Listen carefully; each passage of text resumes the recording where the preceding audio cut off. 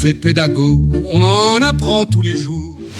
Bonjour à toi collègue qui a déjà vécu ce grand moment de solitude. Tu sais ce moment où tu viens de livrer l'explication de ta vie. C'était beau, c'était fluide, il y avait des métaphores, il y avait de la passion. Tu te sens comme le messie de la connaissance. Et là, tu poses la question. C'est clair pour tout le monde ? 25 têtes hochent vigoureusement. Tu es aux anges. Et 2 minutes plus tard, tu passes dans les rangs et tu vois que Théo a écrit sur sa feuille. Là, tu réalises que dans sa tête, ta leçon sur la Révolution française s'est transformée en un épisode de Power Rangers où Robespierre se bat contre des dinosaures.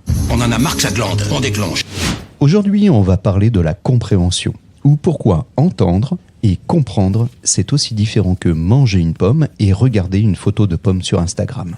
Comprendre, selon les sciences cognitives, ce n'est pas stocker de la donnée. C'est fabriquer ou ajuster une représentation mentale. Imagine que le cerveau est un architecte qui essaie de construire une maison avec les infos que tu lui donnes. S'il n'a pas les fondations, c'est-à-dire les prérequis, ou s'il lui manque des briques, le vocabulaire par exemple, il va bricoler un truc avec du scotch et des bouts de ficelle. Et alors la marmotte, elle met le chocolat dans le papier d'alu.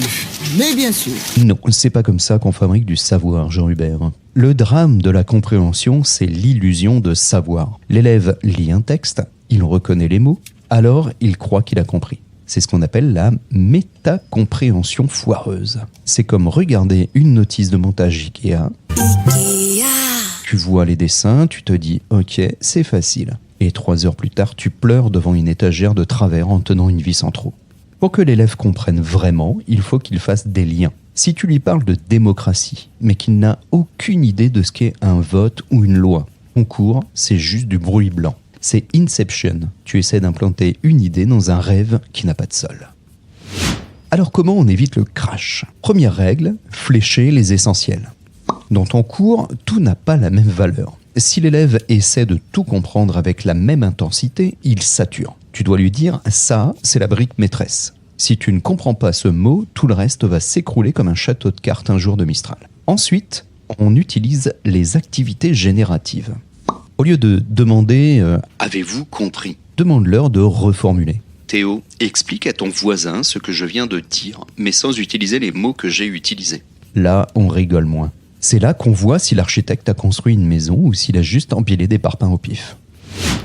Alors l'outil à tester demain, le glossaire de début de chapitre. Avant de lancer ta grande explication, assure-toi que les mots-clés sont solides. Prends 5 minutes pour définir les 3 termes non négociables du cours. Fais les manipuler, demande des exemples, mais surtout des contre-exemples. C'est quoi un mammifère ? Ok. Est-ce qu'un dauphin, c'est un mammifère ? Pourquoi ? Est-ce qu'une table est un mammifère ? Ça paraît idiot, mais le cerveau apprend autant par ce qu'une chose n'est pas que par ce qu'elle est.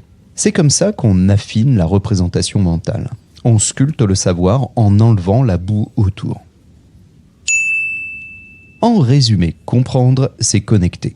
Si tu ne donnes pas les fils pour brancher les infos entre elles, tes élèves resteront dans le noir. Arrête de croire que ta parole est magique. Ta parole est juste un matériau. C'est l'élève qui construit le bâtiment. Ton job, c'est d'être le chef de chantier qui vérifie que les murs sont droits.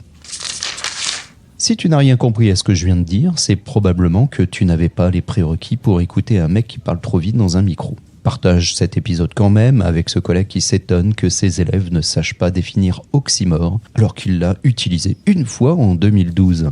On se retrouve au prochain épisode pour parler de la métacognition ou comment apprendre aux élèves à se regarder galérer pour mieux réussir. Prof un jour, pédago toujours.